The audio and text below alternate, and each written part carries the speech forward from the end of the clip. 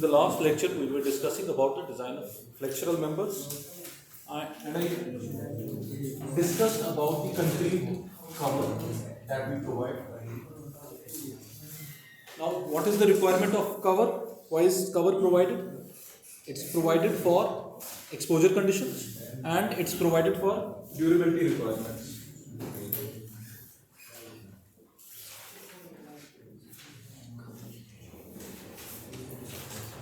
Durability requirements. Third, it's provided for fire resistance.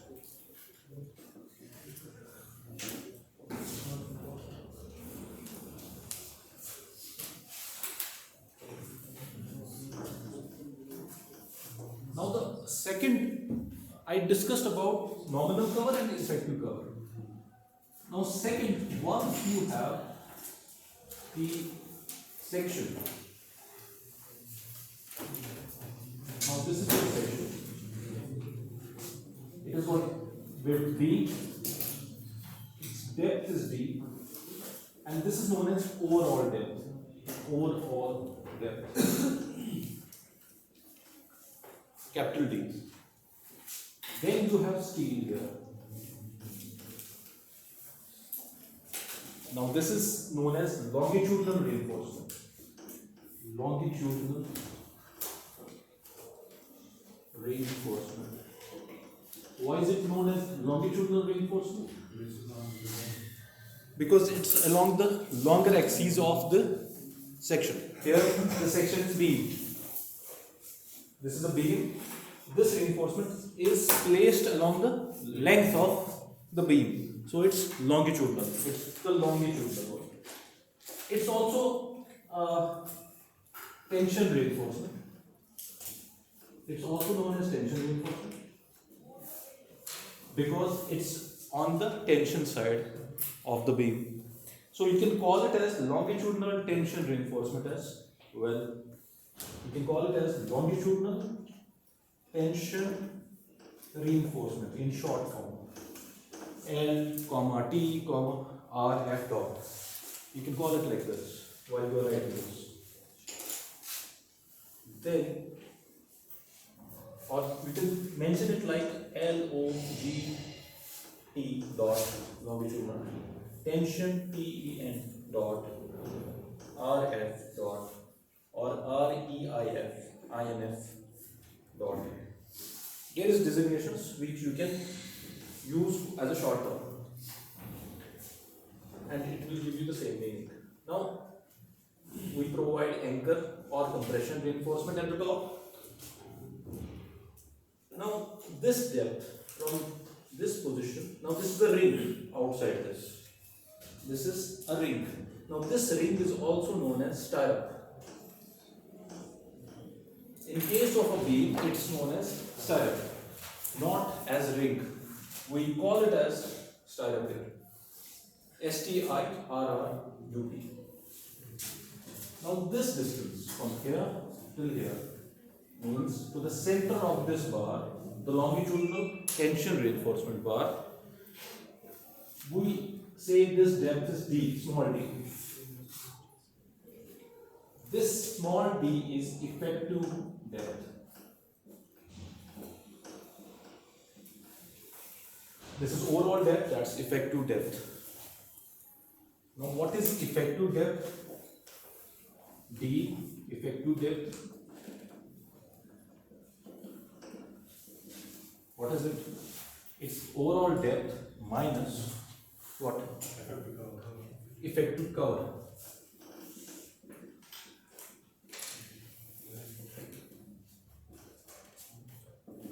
Or we said last time, effective cover is C is the nominal cover. So you can designate it by CE, the effective cover. Now what is effective cover? Nominal cover is C plus stirrup that how did we designate it as? DS and half of DL. So this is your effective depth now.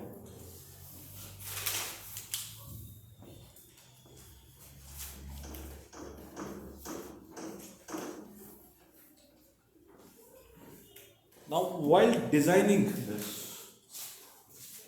now we have three geometrical parameters. This is one is width, second is depth, and third is the diameter of the and the number of reinforcing bars.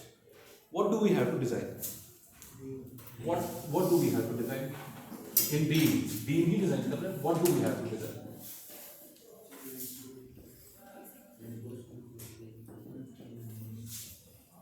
Design यहाँ पर when we say we are designing, we are constructing the dimensions of the beam on a paper first.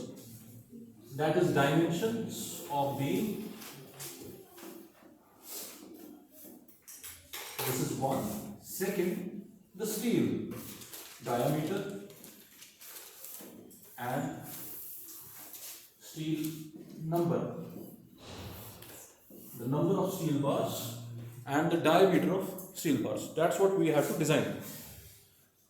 Third thing was the cover, and that's given by the code. Where you have to provide steel, that's given by the code. But this is known as bottom cover. Overall, this is bottom. This is CE. This is bottom effective cover.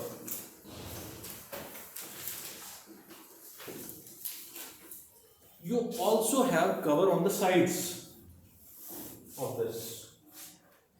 If I make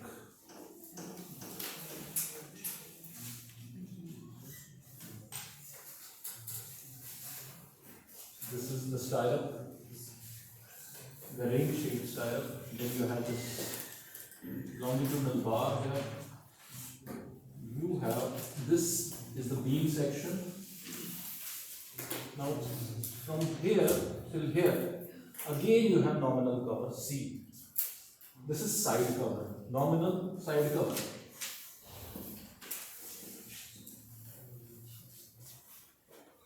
You also have to provide cover on the sides, not only on the bottom. Then this will be CE, which is the effective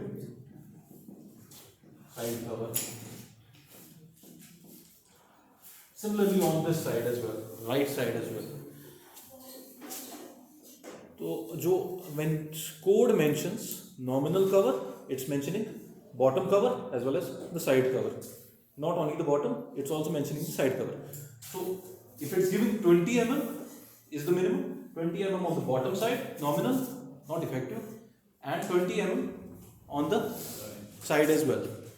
Similarly, when you are providing the anchor bars here, this will be top cover, top nominal cover. This is the bottom nominal cover. Likewise, you also name these bars as, because this is longitudinal, right? It's also tension, the reinforcement bar, but it's also bottom. So you can also name it as bottom longitudinal tension reinforcing bar. You have to be very clear while designating the legends. जो आप drawing में legends बनाते हो, indexing करते हो. Similarly, you have to be very clear what are you mentioning. There should be no confusion, because then you have to make a structural drawing of this once you're designing. Bottom longitudinal tension reinforcing bar. This is top longitudinal. It's either compression or anchor bar. You have to mention that. Is it compression or anchor bar? Reinforcing bar. This is stirrup. This is stirrup. And then you mention the covers. The top cover, the bottom cover, whether in effective means or nominal means. You mention that.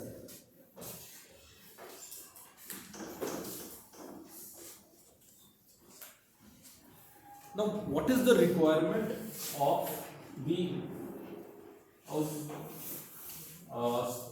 dimensions? First is the dimension of the beam.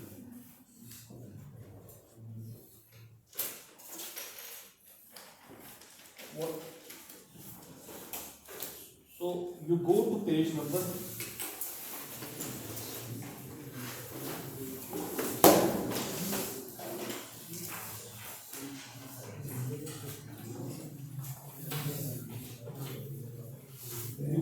36, clause number 23.